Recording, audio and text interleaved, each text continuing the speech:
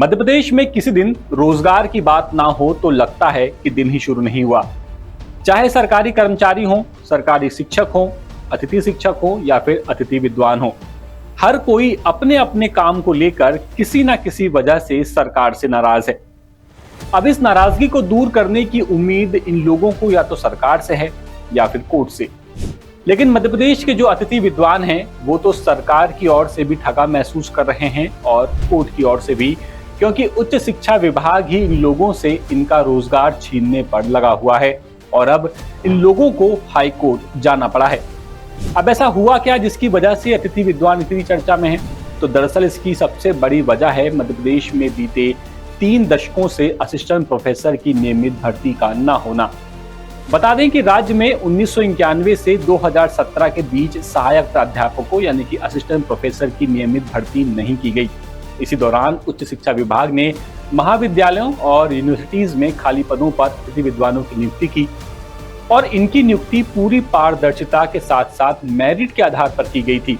इन अतिथि विद्वानों ने सहायक प्राध्यापक के समान ही सभी शैक्षणिक और प्रशासनिक काम किए, लेकिन उन्हें ना तो असिस्टेंट प्रोफेसर के बराबर सैलरी मिली और ना ही सेवा से जुड़ी हुई दूसरी सुविधाएं। 3 दशक बीत जाने के बाद भी इन अतिथि विद्वानों का सबसे बड़ा दर्द यही है कि इन्हें आज तक नियमित दर्जा नहीं मिला है, जबकि कई अतिथि विद्वान आज 50 साल या उससे ज्यादा की उम्र पार कर चुके हैं। 20-20 साल की सेवाओं, 20-20, 25-25 साल की सेवाओं के बाद भी हमें सेवा से बाहर कर दिया जाता है और दोराहे पर लाकर खड़ा कर दिया जाता है। जबकि सुप्रीम कोर्ट ने भी बोला है कि फांसी की ही सजा मौत की सजा नहीं होती, बल्कि अगर किसी व्यक्ति का रोजगार छीन लिया जाए तो वो भूखे पेट मर जाएगा। इस तरह आजीविका छीनना भी हत्या की मौत की सजा के बराबर है। आज हम न्यायालय की शरण में हैं। कुछ मामले हैं जो हमने आजीविका की रक्षा के लिए लगाए हैं, जिसमें माननीय न्यायालय ने हमें यथास्थिति अर्थात स्टे दे रखा है, किंतु ये अहंकारी सरकार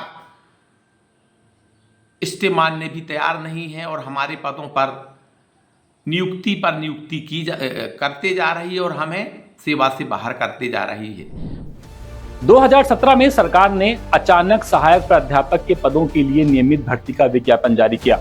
आयु में छूट और एक्सपीरियंस के लिए 20 नंबरों का प्रावधान कर सरकार ने इन अतिथि विद्वानों की सालों की सेवा को मानो औपचारिकता में बदल दिया। महिला अतिथि विद्वान का तो और भी बुरा हाल है, ये भी भेदभाव की शिकार हैं।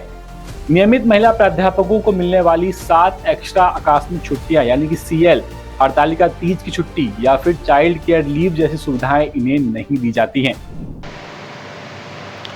हमें केवल एक तरह का कोल्हू का बेल समझा जाता है ना।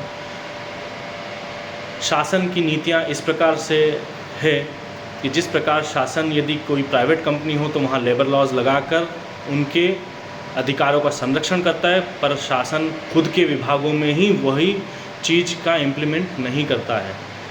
शासन को जहाँ शोषण से बचाने के लिए रखना चाहिए, वो शासन स्वयं शोषणकर्ता का कार्य कर रहा है। मेरे द्वारा 15 वर्षों में इस चीज़ का बहुत बार अनुभव किया गया है। इस व्यवस्था में को शुरू हुए लगभग 2002 से शुरू की गई। पहले ये व्यवस्था 6 माह 8 माह के लिए होती थी। थोड़े दिन बाद शासन ने उसको बढ़ाकर पूरे वर्ष के लिए किया गया, परंतु उस वर्ष का करने के बावजूद शोषण आज तक जारी है। चुनाव से पहले वोट पाने के लिए सरकारें वक्त वक्त पर अतिथि विद्वानों को नियमितीकरण का झुंझुना पकड़ाती आई हैं।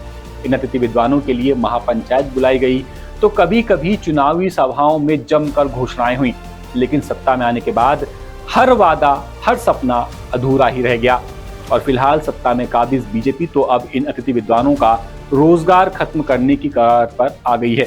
अतिथि विद्वानों का कहना है कि समान कार्य के बावजूद उन्हें समान वेतन और अधिकार न देना संविधान के अनुच्छेद 14 यानी कि समानता का अधिकार और अनुच्छेद 21 यानी कि जीवन के अधिकार का हनन है।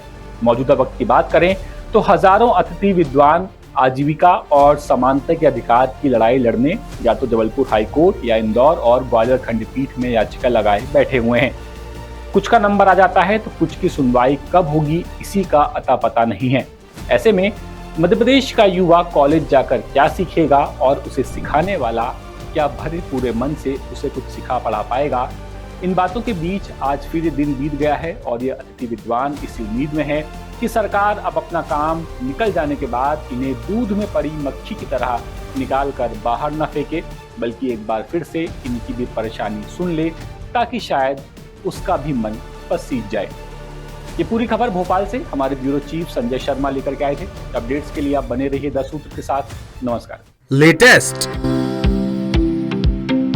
इन्वेस्टिगेटिव और इन डेप्थ खबरें देखने के लिए ज्वाइन कीजिए द सूत्र का व्हाट्सएप चैनल, सब्सक्राइब कीजिए यूट्यूब चैनल, लाइक कीजिए फेसबुक पेज और पढ़ते रहिए www.daसूत्र.com।